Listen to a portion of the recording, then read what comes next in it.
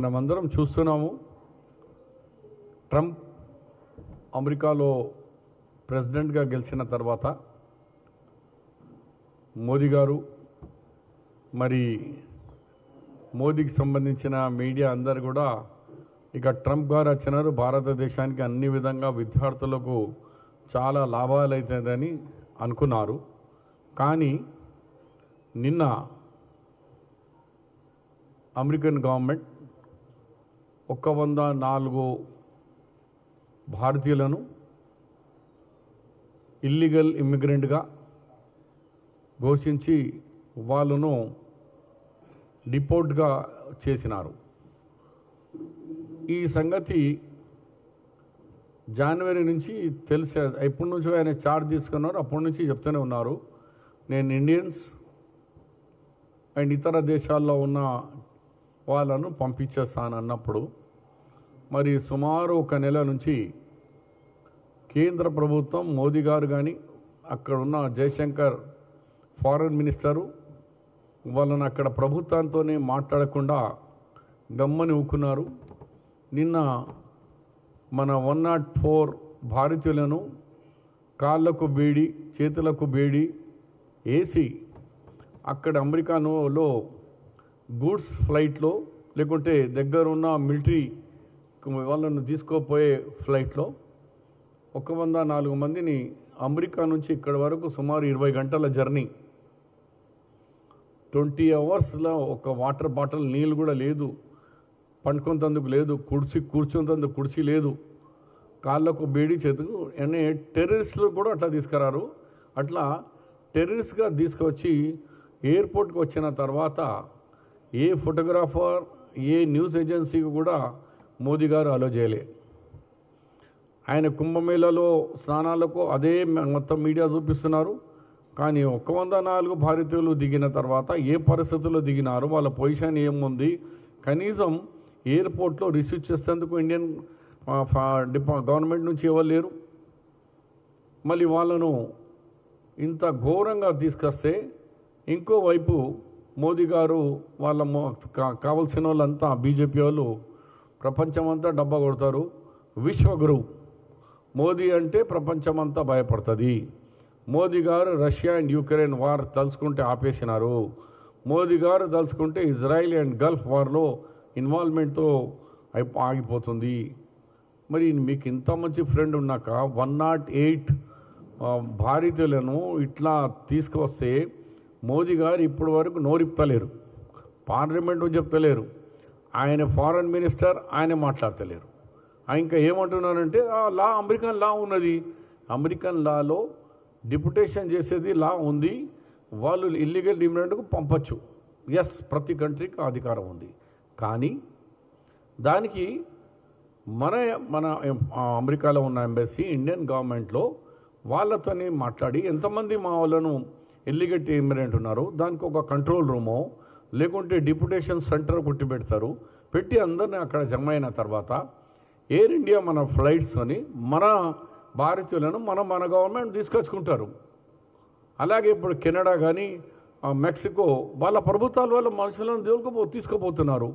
ఇక్కడ ఏమో America super boss Modi గారికి బాస్ ట్రంప్ కాబట్టి ఇక్కడ ఇంత అన్యాయంగా తీసుకొచ్చినాక గవర్నమెంట్ ఆఫ్ ఇండియా రియాక్షన్ వస్తలేదు. నేను యాజ్ ఏ ఎన్ఆర్ఐ మినిస్టర్గా నా అనుభవం మీకు తెలియజేస్తున్నాను.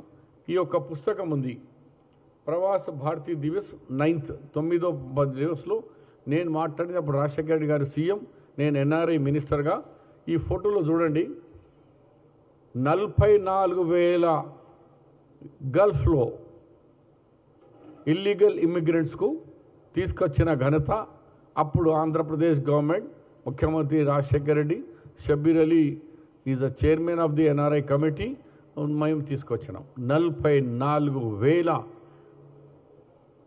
మన ఆంధ్రప్రదేశ్కు సంబంధించిన వ్యక్తులను తీసుకొచ్చినాం.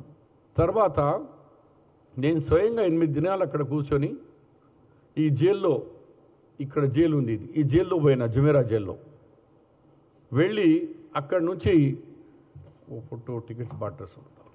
దాని తర్వాత టికెట్ లేదని చాలామంది వచ్చినారు.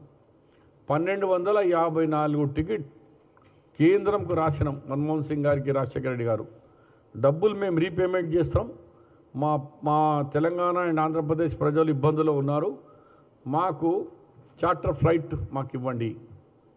గవర్నమెంట్ ఆఫ్ ఇండియాను 1254 టికెట్లు మేము ఇస్తే దానికి చార్టర్ ఫ్లైట్ మాకు ఇస్తే తర్వాత మేము 3 నెలలకు పేమెంట్ చేసినాం. కానీ ఆ చార్టర్ ఫ్లైట్కు 4 ఫ్లైట్కి ఒక్కసారి తీసుకొని షార్జా నుంచి దుబాయ్కి తీసుకొచ్చినాం 1254 టికెట్ లేని వాళ్ళకు. తర్వాత ఈ 44,000 మందికి అక్కడ దుబాయ్లో, షార్జాలో, అబుదాబిలో అక్కడ ఎయిర్పోర్ట్లలో ఇండియన్ ఫ్లైట్స్లో ఏ ఫ్లైట్కి మీరు ఎయిర్ ఇండియా కానీ అప్పుడు ఇండిగో కానీ దేంట్లో వచ్చినా సర్చార్జ్ తీసేసినాం. ఓన్లీ ఫ్యూల్ ఛార్జెస్ అంటే 10,000 రూపాయలే. Dubai to Hyderabad 10,000, Dubai to Nagpur 10,000, Dubai to Bombay 10,000. మళ్ళీ దిగంగానే ఆర్టీసీ బస్సులు పెట్టినాం, నాగ్పూర్లో బస్సులు పెట్టినాం, హైదరాబాద్లో మరి బాంబేలో. ఆర్టీసీ బస్ ద్వారా వాళ్ళను ఎయిర్పోర్ట్ నుంచి తీసుకొని జగిత్యాలలో ఉంటే జగిత్యాల, కామారెడ్డిలో ఉంటే కామారెడ్డి, లేదు ఎక్కువ లేడీస్ ఏమో అమలాపురం, అక్కడ ఈస్ట్ గోదావరి, వెస్ట్ అక్కడ కడపలో రాజంపేట్, ఎక్కువ మట్టుకు Karimnagar and Nizamabad, part of the Warangal మన తెలంగాణ నార్త్. ఇట్లా మేము తీసుకొచ్చినాం. ఇది మా ఘనత, ఇది యూపీఏ గవర్నమెంట్ యొక్క ఘనత, కాంగ్రెస్ పార్టీ యొక్క ఆలోచన. మోదీ గారు విశ్వగురు అంటున్నావు, వాళ్ళకు సంబంధించిన కొంతమంది డబ్బా కొట్టే వాళ్ళు గుడ్డి మీడియాకు కూడా నేను చెప్తున్నాను, అంతగానం డబ్బా కొట్టకుండా. ఇది చరిత్ర, ఇది వట్టిగా నేను ఇప్పుడు రాసింది కాదు, ఈ చరిత్ర.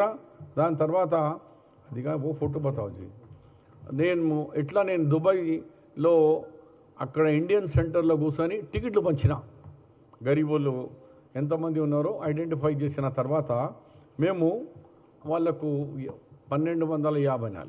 కాబట్టి మీరు టోటల్ ఫెయిల్ అయిపోయింది. మీ ఎక్స్టర్నల్ అఫేర్స్ మినిస్ట్రీ గాలికి వదిలేసినారు. ట్రంప్ అంటే భయపడిపోతున్నారు. పోయి ఈ ఇండియన్ కల్చరల్ సెంటర్లో ఇక్కడ వాళ్ళు వచ్చిన వాళ్ళకు మేము బీద వాళ్ళని తెలవంగానే ఏం లేదు, మేము ఆ వాటర్ పైప్ లైన్స్లో పండుకున్నారు కొన్ని దినాలు. ఎందుకంటే గవర్నమెంట్ డిక్లేర్ చేయగానే అక్కడ హౌస్ హోల్డర్స్ ఎవరు ఉన్నారో ఓనర్సు లైట్ అండ్ నీళ్ళు బంద్ చేసినారు. ఎందుకంటే మీరు వెళ్ళిపోవాలి ఆ ఏరియా నుంచి అని, షార్జా అక్కడ నుంచి. అలాంటి దానికి మేము సౌదీలో కానీ, దుబాయ్లో కానీ, గల్ఫ్లో ఇట్లా ఎప్పుడు వాళ్ళ గవర్నమెంట్ డిక్లేర్ చేస్తుందో మన ప్రభుత్వం పోతుంది. అక్కడ పాస్పోర్ట్ లేకుండే తెలంగాణ పాస్పోర్ట్ నుంచి 8 మందికి తీసుకుపోయి దుబాయ్లో పెట్టి ఎమర్జెన్సీ సర్టిఫికేట్ ఇష్యూ చేసినాం, ఈక్వల్ టు పాస్పోర్ట్, తక్షణమే రిలీజ్ చేయాలా. ఇలాంటి కార్యక్రమాల్లో వాళ్ళకు తీసుకొచ్చిన ఘనత నేర్చుకో మాతని మేము ఎట్లా చేసినాం అప్పుడు ఉమ్మడి మన రాష్ట్రంలో ఆంధ్రప్రదేశ్ గవర్నమెంట్లో. అందుగురించి ఇవాళ నేను మోదీ గారితో డిమాండ్ అనుకోండి, రిక్వెస్ట్, మీ మినిస్ట్రీ ఫెయిల్ అయిపోయింది, ఫారెన్ అఫేర్స్ మినిస్ట్రీ. కాబట్టి తక్షణమే జయశంకర్కు అమ్మకు దమ్ము లేదు, అమెరికన్ ప్రభుత్వంతో మాట్లాడి లేకుంటే అడ్మినిస్ట్రేషన్తో మాట్లాడి దమ్ము లేదు, అంతా ఎందుకు భయపడాలా? విశ్వగురు అయి మనం ఎందుకు వాళ్ళకు భయపడాలా? మన ఇంతమంది మన ఇబ్బందులు ఉన్నారు, ఇంకా రాబోయే 7,000 మంది ఇంకా తెచ్చేది ఉంది. అందుగురించి ఇతన్ని తక్షణమే రిజిగ్నేషన్ తీసుకో, కొత్త పాలసీ ఇమ్మీడియట్లీ ఒక కమిటీ, ఫారెన్ అఫేర్స్ కమిటీగా అక్కడ నియమించి అక్కడ కమిటీ ద్వారా టికెట్ లేని వాళ్ళకి కానీ, పాస్పోర్ట్ లేని వాళ్ళకి కానీ సేఫ్గా మన మన మన సిటిజన్స్కు తీసుకొచ్చే బాధ్యత మోదీ గారి ప్రభుత్వం మీద, మోదీ గారిది ఉంది అని చెప్తూ తక్షణమే యాక్షన్ తీసుకొని మళ్ళీ ఇలాంటి సంఘటనలు జరగద్దని నేను మోదీ గారితో డిమాండ్ చేస్తున్నాను.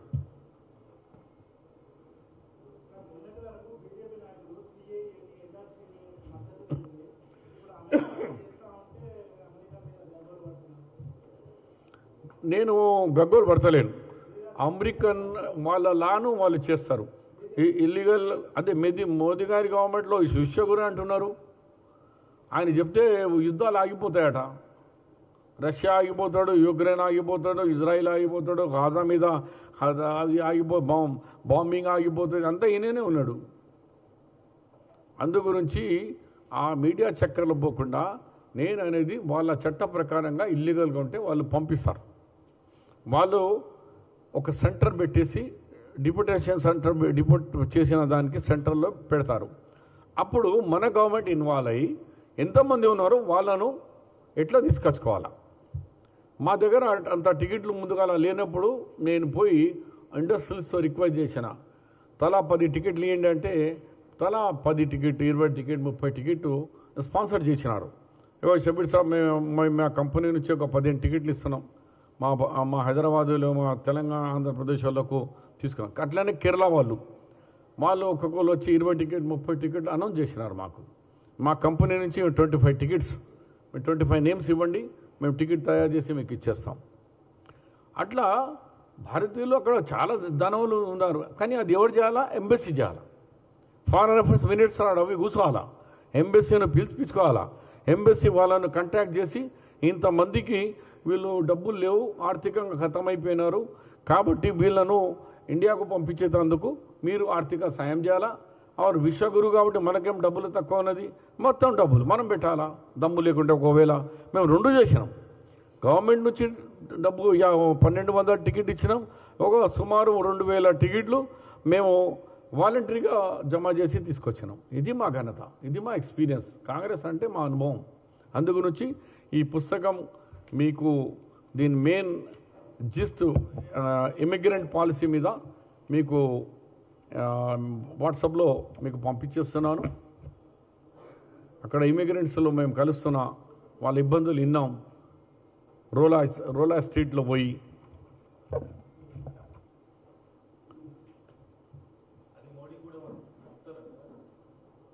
మంచి సజెషన్ ఇచ్చినారు. ఇప్పుడే ఇన్ని పోస్ట్ ఆఫీస్ ఉంది హరి గారు, ఇప్పుడే ఒకటి రిజిస్టర్డ్ పోస్ట్ చేసేయండి, పెట్టేస్తాం. మోదీ గారికి కూడా ఈ బుక్తో సహా ఒక లెటర్ రాసి మోదీ గారికి కూడా పంపిస్తా. మేము తీసుకొచ్చినాం, ఇది పుస్తకంలో ఉంది. ఎలా అక్కడ గవర్నమెంట్తో మాట్లాడి, ఇమిగ్రేషన్తో మాట్లాడి, ఎయిర్ ఇండియాను మాట్లాడి ఎలా తీసుకొచ్చినామో అది ఒక ఎగ్జాంపుల్ నేను వాళ్ళకు కూడా చెప్తాను.